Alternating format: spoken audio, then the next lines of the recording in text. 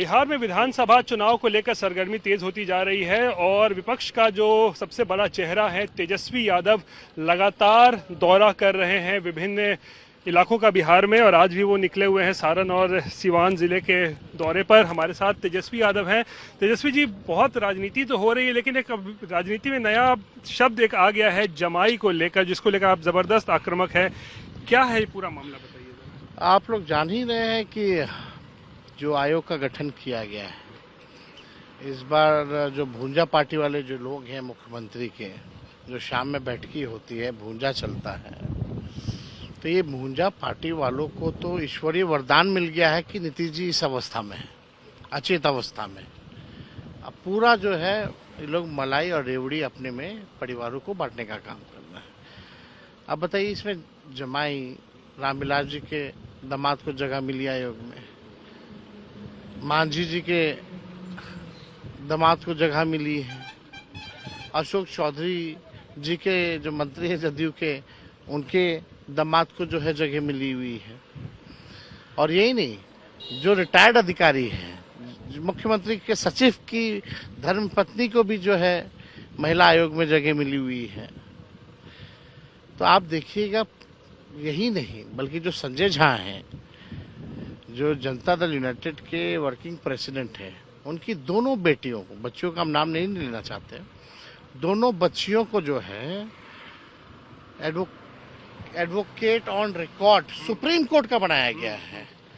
कोई तजुर्बा नहीं है, बल्कि सुप्रीम कोर्ट का अगर किसी स्टेट सरकार का एडवोकेट ऑन रिकॉर्ड अगर कोई बनता है तो 20-20 साल के एक्सपीरियंस वाले लोग का भी नहीं हो पाता है। तो इन दोनों बेटियों का हो गया है। तो जितना इनको भी पता ही, ये लोग जाने वाले हैं। तो जितना मलाई बांटना है, बिहार को लूटना है, लूट लो। हाँ, गजब। कुछ लोगों को बहुत बुरा लगा है, तो कल तो बहुत लोग लालू जी हमको गाली दिए हैं। अरे भाई, अब जो लोग प्रवचन दे रहे थे वो लोग तो बैकडोर वाले हैं, चुनाव तो लड़के आते नहीं हैं। हर दल कितना दल में रह लिए हैं वो भी, तो हमको कहना नहीं है। यहाँ तो ये स्थिति है कि आरएसएस कोटा भी है। एक जनता दल यूनाइटेड के मंत्री बोलते हैं कि आरएसएस कोटा चलता है नीतीश जी के सरकार में। तो हम नीतीश जी से जानना चाहते हैं, कितने मंत्री जो हैं आरएसएस कोटे के हैं भाई? क्या जनता दल यूनाइटेड में भाजपा के वर्कर काबिल नहीं थे? परिवारवाद पे गाली देते हो। और अशोक चौधरी जी का तो अलग ही सिस्टम है।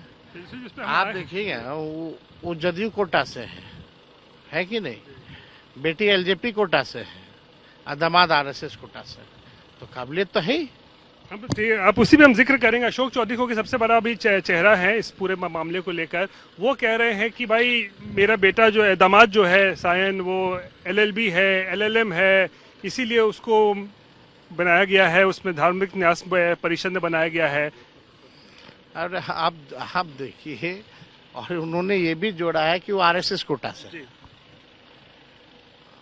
हम तो जानना चाहते हैं कितने आरएसएस कोटा वाले लोग हैं। तो बनाया गया है दामाद को, तो इन्होंने ही बनवाया है। पहले भी तो ये लोग थे, क्यों नहीं बन गए थे आयोग में? दामाद बनने के बाद ना भाई आयोग में वो बने हैं, कि दामाद बनने से पहले क्यों नहीं बना दिए फिर नीतीश जी, जब इतना ही काबिल व्यक्ति थे? ये तो सवाल उठेगा ना कि आपके दामाद बनने के बाद ही ये धार्मिक वाले का अध्यक्ष क्यों बने, उनसे पहले क्यों नहीं बने? लेकिन तेजस्वी जी, एक सवाल तो उठता है ना, चुनावी साल है, परिवारवाद की चर्चा तो खूब चलती है, दामादवाद पे इतना इस बार क्यों? तो हम तो कहते हैं भाई, जमाई आयोग का तो गठन कीजिए ही कीजिए, स्पेशल अरेंजमेंट कमीशन का भी गठन कीजिए। अब तो हम कहते हैं कि जीजा आयोग का भी गठन करना चाहिए। चिराग पासवान जी के जीजा हैं, वो भी आयोग में। आप देखिएगा, संतोष मांझी जी के जीजा हैं, वो भी आयोग में। सांसद जो हैं उनके पति, वो भी आयोग में। तो जीजा का भी गठन करना चाहिए और मेहरारू आयोग का भी गठन करना चाहिए, जहां अधिकारी जो है अपनी बीवियों को रिटायर्ड वगैरह एडजस्ट कर सके, जो भूजा पार्टी वाले लोग हैं। हो क्यों रहा है? इसीलिए तो हम कह रहे हैं, मुख्यमंत्री अचेत अवस्था में, उनको क्या लेना देना? उनको जानकारी नहीं है कि क्या हो रहा है या नहीं है, हमको उससे क्या मतलब है? लेकिन हुआ तो है। जो लोग परिवारवाद की बात करते हैं, अरे नीतीश जी के कैबिनेट में 50% वंशवादी लोग हैं। विधानसभा में भी हमने इसका उल्लेख किया था। आप मेरा भाषण देखिए, रिकॉर्ड में है कौन कौन लोग हैं 50% मंत्री। प्रधानमंत्री जी आते हैं परिवारवाद पे गाली देते हैं। अरे अपने पार्टी में, अपने एनडीए में तो जाकर के देखिए क्या है। आप जिसको डिप्टी सीएम बना रखे सम्राट चौधरी, उसके पिता कौन दल में थे, उनके बाद वो हैं, तो ये परिवारवाद नहीं है। तो झूठों का लोग कहता है, लोग इल्जाम लगाना तो बहुत आसान है किसी और पर, लेकिन उन लोगों की बात आती है तो काबिलियत की बात आती है। लेकिन कई चैनल जो हैं सर्वे में पसंदीदा मुख्यमंत्री का चेहरा अगर हमको दिखा रहे हैं तो कुछ लोगों को पसंद आया होगा ना, मेरे काम को पसंद किया होगा ना। ये बात है, सर्वे में लगातार जो चल रहा है उसमें आप सबसे टॉप पर बने हुए मुख्यमंत्री चेहरे। वही तो हम कह रहे हैं, हमको भी गाली दिया जा रहा है। हम तो जनता के बीच रहे हैं, जनता ने चुना है तो हम हैं। हमने काम किया, हम तो काम भी गिना सकते हैं अपना, लेकिन ये जितना बकवास कर रहे हैं वो कोई काम गिना लेगा क्या अपना कि क्या काम किया है?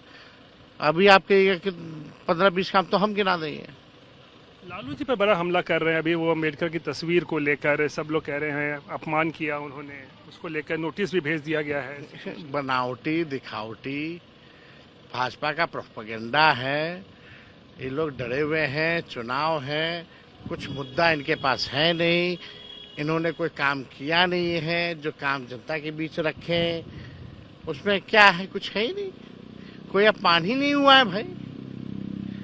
लेकिन आप देखिए 78 साल के एक बुजुर्ग जिनका किडनी ट्रांसप्लांट, हार्ट का ऑपरेशन सब कुछ हुआ है, और डॉक्टर ने परहेज बोला कि किसी से मत मिलिए, फिर भी वो 10-10 घंटा जो है लोगों से लालू जी मिलते हैं। उनको ये भी बोला गया कि कोई सामान मत छूइए क्योंकि इन्फेक्शन का चांस है, और अभी कोविड की भी बात आ रही है, तो इंस्ट्रक्शन वो फॉलो कर रहे हैं। तो कोई बात का, बीजेपी का मतलब ही बड़का झूठा पार्टी। अमित शाह जी क्या बोले थे वो तो याद नहीं है, जाए अमित शाह जी के घर पे धरना दे। बहुत पीड़ा हो रही है इन लोगों को, जाए अमित शाह जी। जितना अम्बेडकर जी की पूरे बिहार भर में कहाँ कहाँ मूर्तियां किन किन महापुरुषों की लालू जी ने स्थापित नहीं की।